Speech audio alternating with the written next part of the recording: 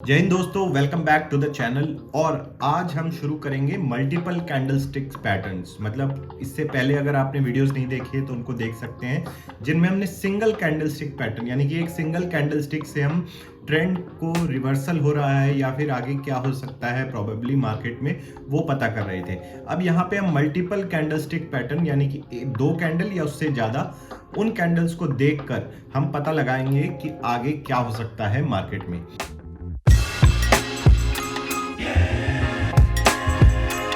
सबसे पहला पैटर्न जो आता है, जो काफी स्ट्रांग होता है, वो होता है इनगल्फिंग पैटर्न। अब इनगल्फिंग पैटर्न से क्या मतलब है कि दो कैंडल्स हम देखेंगे, जो P1 कैंडल जो पहले दिन बन रही है और जो P2 कैंडल जो दूसरे दिन बन रही है। दूसरे दिन की कैंडल पहले दिन की कैंडल को इनगल्फ कर रही है, यानी कि वो इतनी है कि उसको कवर कर सकती है। एग्जाम्पल के तौर पे अगर आप यहाँ देखें तो इसमें भी दो तरीके की कैंडल्स आपको दिखाई देंगी, बुलिश इनगल्फिंग और बेयरिश इनगल्फिंग। अब हम पहले बुलिश इनगल्फिंग की अगर बात करें तो कंडीशंस आपको याद रखनी है कि प्रायर ट्रेंड जो है वो डाउन ट्रेंड होना चाहिए बुलिश इनगल्फिंग के केस में। और यहां पे अगर आप कैंडल को ध्यान से देखेंगे तो पहले दिन जो P1 पैटर्न है, दो कैंडल का पैटर्न है, तो पहले दिन वाले पैटर्न में बुलिश ट्रेंड कंटिन्यू रहा, बेयरिश ट्रेंड कंटिन्यू रहा और नीचे मार्केट ने एक रेड कैंडल बनाई। नेक्स्ट डे जो है, जो P2 कैंडल जो बन रही है वो इतनी बड़ी है कि वो पिछली कैंडल को इनगल्फ कर जा रही है, यानी कि उसको कवर कर सकती है। सिंपल भाषा में समझाऊं तो जो नेक्स्ट डे का जो क्लोज है वो प्रीवियस डे के ओपन से ज्यादा होना चाहिए और नेक्स्ट डे का जो ओपन है वो प्रीवियस डे के क्लोज से नीचे होना चाहिए। तो यहाँ पे ऐसा कुछ पैटर्न आपको देखने को मिलेगा, जैसे ये बायोकॉन के चार्ट में आप देख सकते हैं कि नीचे डाउन ट्रेंड चल रहा था। P1 पैटर्न जिस दिन इमर्ज हुआ पहले दिन का, उस दिन एक बेरिश कैंडल बनी, नेक्स्ट डे ग्रीन कैंडल बनी और वहां से फिर आगे आपको रिवर्सल देखने को मिला। अब पीछे की साइकोलॉजी क्या है कि ये ऐसा होता क्यों है, तो आप समझिए कि डाउन ट्रेंड चल रहा था, यानी बियर्स हावी थे बुल्स के ऊपर, बेचने वाले ज्यादा खरीदने वाले कम। अब जब पहले दिन P1 पैटर्न हुआ, सेम कंटिन्यू रहा बेयरिश पैटर्न और नीचे तक लो लगाया मार्केट ने, लेकिन बनी रेड कैंडल ही उस दिन। नेक्स्ट डे क्या हुआ कि गैप डाउन ओपन हुआ, यानी कि पिछले दिन से नीचे ओपन हुआ और नीचे गया मार्केट और या फिर ये पर्टिकुलर स्टॉक, और फिर वहां से जो है रिजेक्शन आया कि भैया अब जो है बेयर्स बहुत हो गया, अब बुल्स की बारी है, और वहां से फिर वो स्टॉक को ऊपर लेके गए। मतलब तेजी से बाइंग आई मार्केट में कि प्रीवियस दिन के ओपन को भी तोड़ते हुए ऊपर तक चली गई, यानी कि पूरा उसको इनगल्फ कर दे रही है पैटर्न। तो इसीलिए इसको बुलिश इनगल्फिंग पैटर्न भी बोला जाता है। और होता क्या है कि बियर्स जब देखते हैं कि बहुत तेजी से बाइंग आ रही है तो उनकी जो पोजीशंस होती हैं, सेल करे होते हैं, वो कवर करने की कोशिश करते हैं, तो उससे और तेजी मार्केट और या फिर स्टॉक जो है ऊपर जाता है। और जो बियर्स सोचते हैं कि भैया अब निकलने का टाइम आ गया, भागो भागो, तो और तेजी से आपको वो स्टॉक जो है ऊपर जाता नजर आएगा। अब इसका सेटअप कैसे बनेगा, आपको इंश्योर करना है कि जो 2 दिन में ये पैटर्न नजर आएगा डेली कैंडल के चार्ट पे, वीकली या मंथली पे भी आ सकता है, बट हम यहाँ पे डेली की बात कर रहे हैं। और जो इसमें आपको बाई करना है वो आपको P2 यानी कि सेकेंड डे जो है उसके क्लोज के आसपास बाई करना है। अब दो तरीके हैं, अगेन वही बात हो गई कि आप रिस्क टेकर हो सकते हैं और रिस्क एवर्स हो सकते हैं। इस केस में जिसमें हम देख रहे हैं कि 2 दिन के ऊपर पैटर्न उभर के आ रहा है, तो उस केस में रिस्क टेकर होने में ज्यादा भलाई है rather than waiting for next day एक रिस्क एवर्स ट्रेडर। देखिए ट्रेडिंग में सिंपल है, आपको रिस्क तो उठाना ही पड़ेगा थोड़ा बहुत, लेकिन कैलकुलेटेड रिस्क उठाना है। ये नहीं कि सिंगल डे पैटर्न में देखा और वहां पे हमने जैसे देखा था कि रिस्क टेकर ज्यादा घाटे में रहता है, रिस्क एवर्स ज्यादा लंबे समय में प्रॉफिट कमाता है। यहां पे लेकिन वैसा नहीं है, यहां पे ऑलरेडी 2 दिन के ऊपर ये पैटर्न इमर्ज करके आ रहा है, तो काफी चांसेस बढ़ जाते हैं कि ये रिवर्सल पैटर्न कामयाब होगा। तो यहां पे रिस्क टेकर होने में आपको भलाई है। लेकिन अगर आप फिर भी रिस्क एवर्स ट्रेड लेना चाहते हैं तो आप नेक्स्ट डे का वेट कर सकते हैं, और जैसे ही नेक्स्ट डे अगेन एक ग्रीन कैंडल आपको नजर आती है तब आप ट्रेड ले सकते हैं। अदरवाइज अगर आप रिस्क टेकर हैं, जैसे यहाँ पे डीएलएफ के चार्ट पे अगर हम देखें तो यहाँ पे जो दिखाया गया है कि बुलिश इनगल्फिंग पैटर्न उभर के आया, तो सबसे पहले P1 वाले दिन आपने देखा ये 163 का ओपन था और हाई 168 का लगाया, लो 158 का और क्लोज हुआ 160 के आसपास। ठीक है, अब P2 यानी कि नेक्स्ट डे की कैंडल जो उसको इनगल्फ कर रही है, वो पहले तो नीचे गई, गैप डाउन ओपनिंग हुई और उसके बाद फिर जो है उसने क्लोज दिया 169 पे। अब दो पूरी जो पिछले दिन की कैंडल है उसको इनगल्फ कर गई।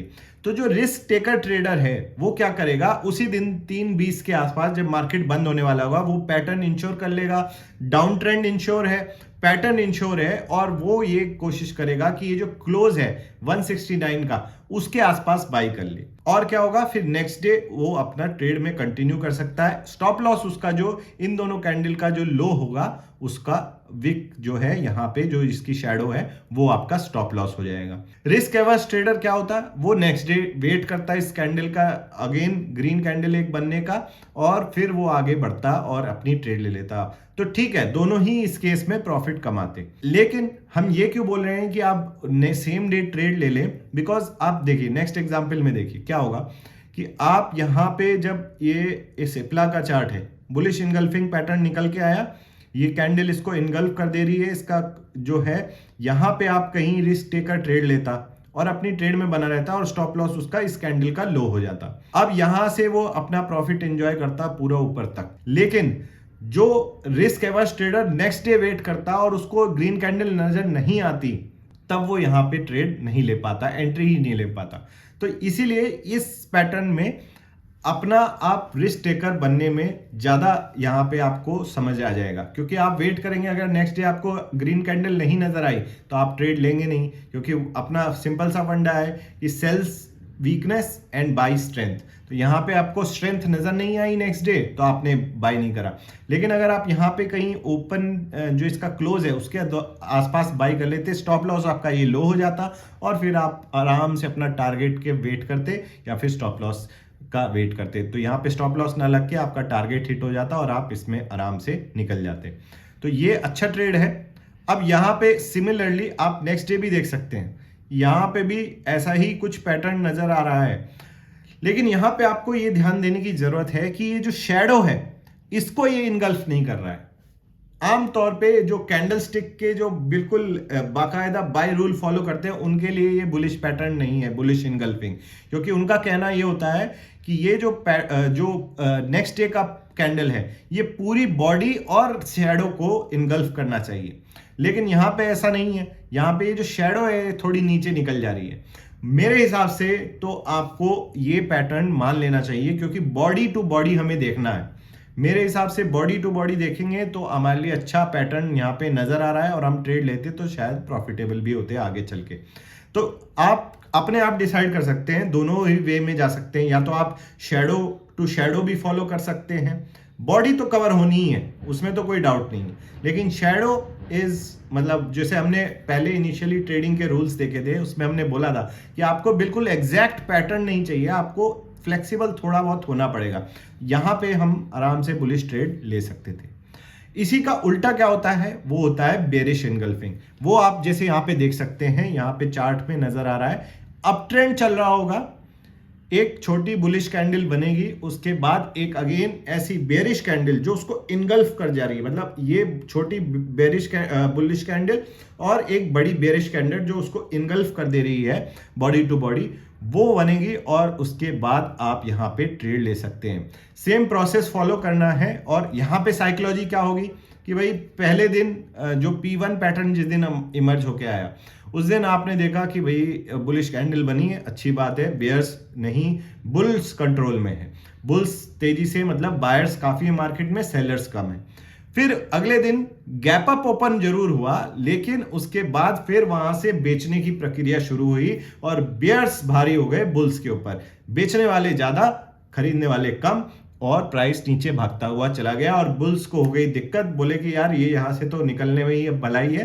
तो वो जब भागते हैं तो और तेजी से फिर ये स्टॉक या मार्केट नीचे गिरता है और यहाँ पे हमारा पैटर्न इमर्ज हुआ। अगेन सेम थिंग आप फॉलो कर सकते हैं कि जब अगर आप ट्रेड लेंगे आपको ये इंश्योर करना है कि अप ट्रेंड में हो मार्केट, बेरिश इनगल्फिंग की बात हो रही है, और P1 P2 पैटर्न दोनों इमर्ज हो और सेम डे आप ट्रेड ले सकते हैं या फिर next day again red candle बनने का वेट कर सकते हैं। दोनों ही केस में इसमें आप प्रॉफिटेबल रहते, बट अगेन वही बात कि आप 2 दिन के इस मल्टीपल कैंडलस्टिक पैटर्न में अगर आप सेम डे रिस्क टेकर बन के ट्रेड लेंगे तो आपको ज्यादा अच्छा रहेगा। और यहाँ पे आपका स्टॉप लॉस इसका हाई हो जाएगा, दोनों कैंडल में से जिसका भी हाई होगा शैडो। और अगेन शैडो इनगल्फ हो रही है या नहीं वो इंपॉर्टेंट नहीं है, बॉडी इनगल्फ हो जाती है इतना काफी है। तो ये इस तरह से आप जो है सेम डे ट्रेड लेके रिस्क टेकर की तरह ले सकते हैं या फिर नेक्स्ट डे ट्रेड ले सकते हैं। सेम आप यहाँ पे जैसे देखेंगे अंबुजा सीमेंट का चार्ट है, यहाँ पे बेरिश इनगल्फिंग होती आप ट्रेड ले लेते, लेकिन यहाँ पे जो नेक्स्ट डे वेट क्या होता उसका फायदा हो जाता। लेकिन यहाँ नेक्स्ट पैटर्न जब ये इमर्ज होके आया तो सेम डे ट्रेड लेने वाले का फायदा हो जाता।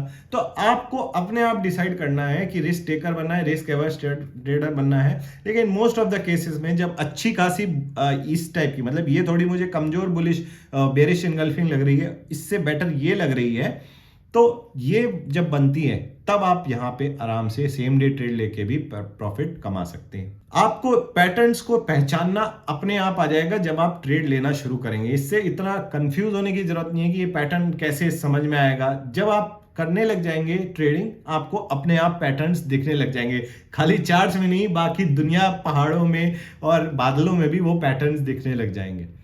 अब एक इंपॉर्टेंट इसका वेरिएशन आता है प्रेजेंस ऑफ ए डोजी, यानी कि जैसे यहां पे आप देख सकते हैं कि ये एक बुलिश अप ट्रेंड चल रहा था, बेरिश इनगल्फिंग एक फॉर्म होती नजर आई क्योंकि ये वाली कैंडल इसको पूरा इनगल्फ कर रही है। और ध्यान दीजिए यहां पे पूरी शैडो को इनगल्फ नहीं, सिर्फ बॉडी को इनगल्फ कर रही है। नेक्स्ट डे एक डोजी कैंडल, जो हमने सिंगल कैंडल स्टिक पैटर्न में पढ़ा था, डोजी कैंडल जो इनडिसीजन को दर्शाता है। ऐसे केस में क्या हुआ होगा कि भैया बुलिश पैटर्न बन रहा था P1 और बढ़िया अपना बुल्स कंट्रोल में थे। Next day gap up open हुआ, वहां से वीकनेस आई, काफी नीचे गया मार्केट, लेकिन क्लोज ऐसा हुआ कि बेरिश इनगल्फिंग बन गई। अब उतनी स्ट्रांग आपको लगता है नहीं बनी, तो आपने शायद सेम डे ट्रेड नहीं लिया, नेक्स्ट डे वेट किया। नेक्स्ट डे क्या हुआ, ऑलरेडी बुल्स जो है वो थोड़े अनसर्टेन हो गए थे कि यार यहां से वीकनेस आ सकती है, निकला जा सकता है, यहां से निकलना चाहिए। नेक्स्ट डे एक और डोजी कैंडल बनी, इनडिसीजन कैंडल, कलर क्या है कैंडल का उससे फर्क नहीं पड़ता।